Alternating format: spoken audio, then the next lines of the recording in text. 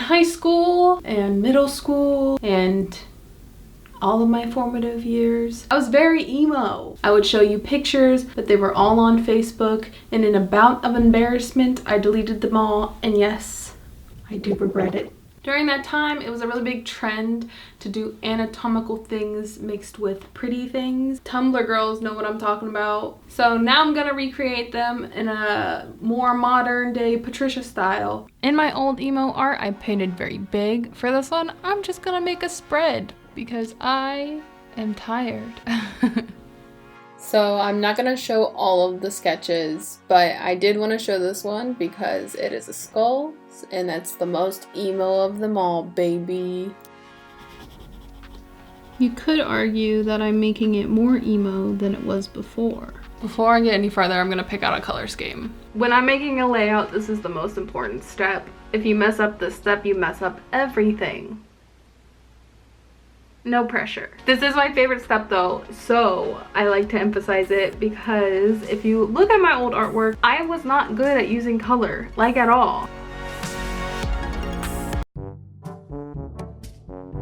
Why is it that everyone hates their old artwork? Like, no matter what you make in the past, you end up hating it with a fiery passion.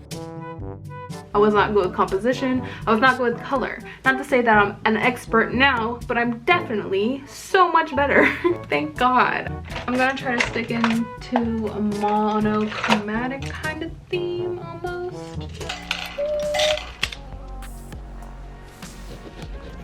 This is the vibe. And these are the tools.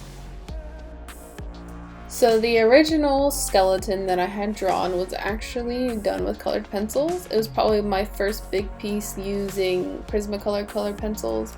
I was really excited to try them. Obviously, I didn't do too well with them. Now I don't even try to use them in the same way I used to. I used to try to do that thing where you would put on thick layers of colored pencil, blend them together, work it. But I never found that to work for me. I actually like just using the colored pencils to add textures and just add a little flair here and there.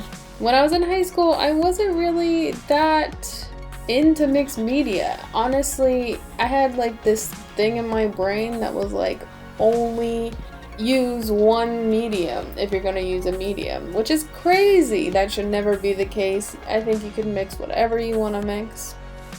Now I use anything and everything. Back then, if it was an oil painting, I would use oil. If it was an acrylic painting, I'd use acrylic. I really wouldn't go out of that comfort zone. But I didn't really know there was a world of mixed media. I feel like nowadays with social media and all this entertainment everywhere, we are like almost more open to different possibilities in art. And back in the day, we didn't really have that. Like, I got my Instagram when I was a freshman in high school, and like barely anyone was even on it at that time. So, growth, people, growth.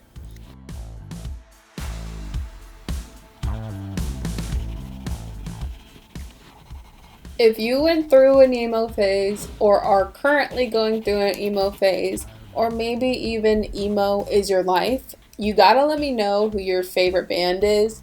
My fave band when I was emo, and I guess I would have to say now still, was/is Panic at the Disco.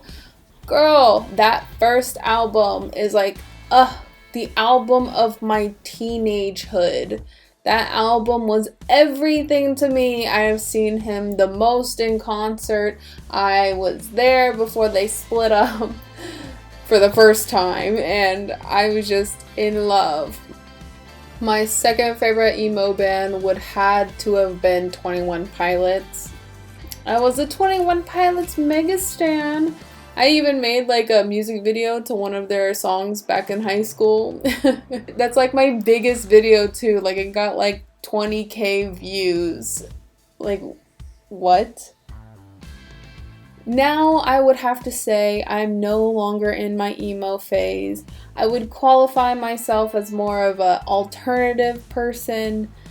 But that's only because I got my nose pierced when I was 15. And now I can't ever take it out because when I don't have it in, I don't feel like myself. I've had my phases. I'm ready to phase into adult alternative person. I feel like that's my final form. And I essentially typecasted myself as that when I got my nose pierced. Something I found that I really like to do with spreads is to come up with a simple critter to kind of include here and there to kind of tie the spread together. I found this when I did my Draw With Me at a cafe video where I put like simplistic beetle sketches everywhere. I just loved how that looked, so I've kind of been incorporating that a lot into my sketchbook. Okay, on a totally random note, are you guys on TikTok? Listen, I am officially obsessed with TikTok. I love it with my whole heart. I'm on it all the time. It's seriously so addicting. If you need that quick shot of social media dopamine, TikTok is gonna give it to you. Is that a good thing? No. Am I submitting to it? Yes. I actually started making TikTok art videos and wow, they are fun. I have decided that I'm not going to give a flying fuck on that medium. I care about my YouTube. I care about my Instagram. TikTok is just gonna be pure fun for me, alright? No one can ruin TikTok for me. It is officially my sanctuary. What's up? I have this mic now. So the audio was really bad for a while and now it's really good. This is how the new audio sounds. Much better if you ask me. So this is a newer mic. I did forget to adjust the settings. That's why the bad voiceover exists. But that is why mistakes are so wonderful. It's because once you make a mistake once, it'll probably never happen again. So I don't have to worry about this ever happening again, hopefully. Let's talk about some things I learned last year. So last year I spent the majority of my time working at a movie theater, making minimum wage for most of that time, and like I was barely existing, to be honest.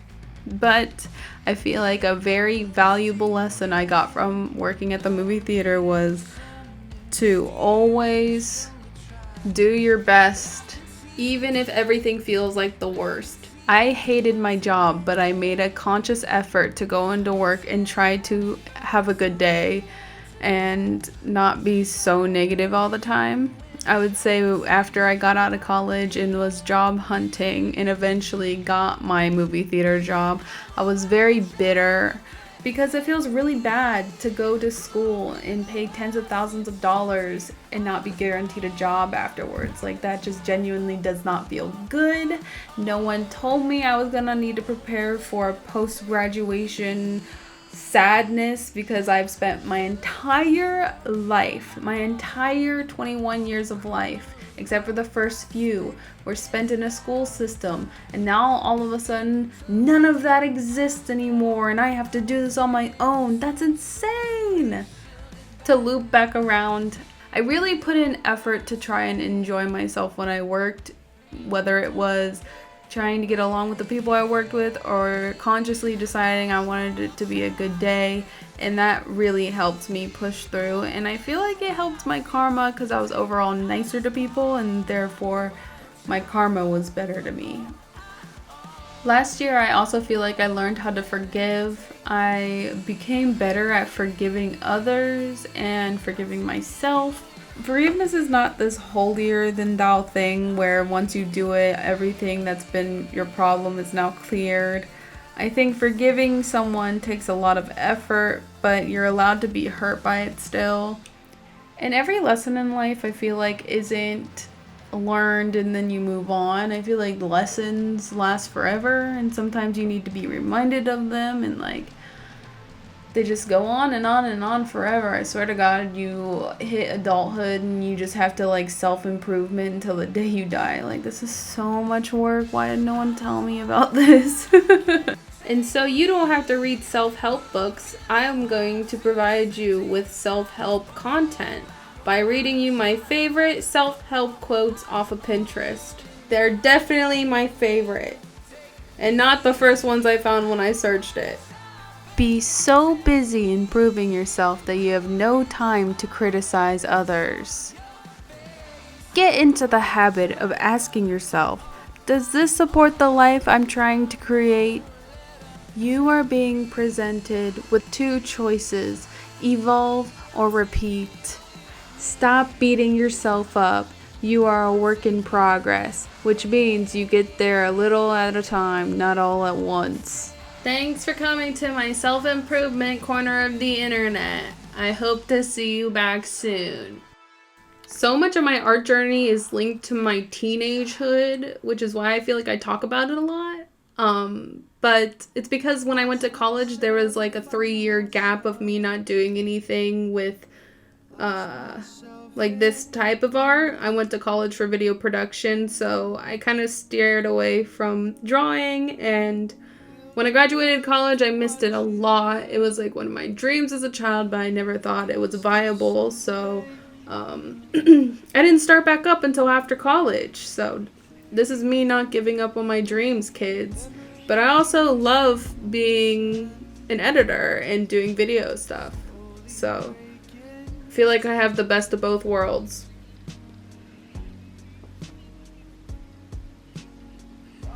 So I'm at the point where I'm done with my spread. I don't want to do any more major drawings, so I'm just going to add my little frills. I'm going to add my little sketchy doodle-doos to like bring it all together. This is the fun part for me, so I hope you enjoy. Alright, you heard the woman. On to the sketchy doodle-doos.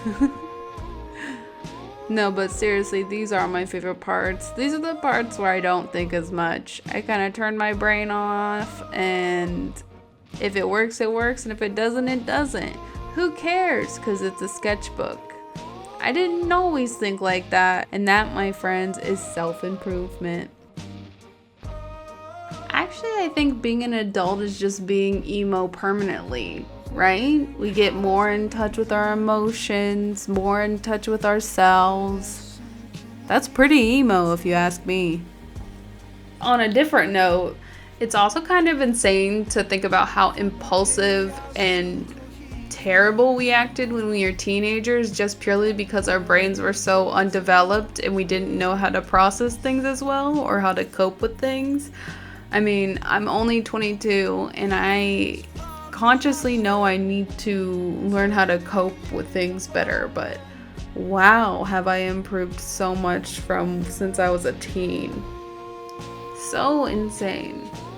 It's just like you're not even aware of these things because you're just so full of emotion and hormones. I feel so bad for teenagers. Maybe I'm more empathetic towards them because I worked with them for like a year. Or maybe it's because I just got done being a teenager. I see teenagers today, like they're all over social media. You can't avoid them. And it like warms my heart. I get excited about the future and about this new generation of people. And I don't understand what older people ever saw about us because I see these kids and I see joy and hope and liveliness, and it's very refreshing to me. Also, they're so funny. Like, chef's kiss. So funny. Like, what did we do to deserve them? Give them climate change? A poor economy to grow up in? Like, what did we do? Alright, at this point I'm just projecting. So I've been playing royalty-free emo music in the background, and wow, does it clash with the actual art I'm making. Oh well, it's more for the vibe. Coming to the end of this video, I want to talk about the things I like and dislike about the spread. The things I like about this spread are the color. I feel like I don't do a lot of monochromatic color schemes. I try to at least get a little bit of contrast in there by using contrasting colors, of course.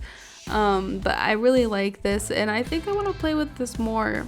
And something I don't like about this spread is that I feel like the rib cage part is a little too busy. I like it a lot, honestly, but it's probably too busy and could use some fine tuning. Overall, I love how this turned out. I obviously like it a lot more than my old artwork because that's how growth works, I think. Maybe I'll do this again in a few more years. See if anything's changed about my style. Cool exercise, I think. Anyway, that's the end of the video. I hope you enjoyed. Leave down below the traumatic experiences you had as a child that would explain the reason for your emo phase. That sounds fun. I post a video every week, so if you like art related videos or me related videos, subscribe for more. That sounded like really grossly narcissistic. I'm very sorry.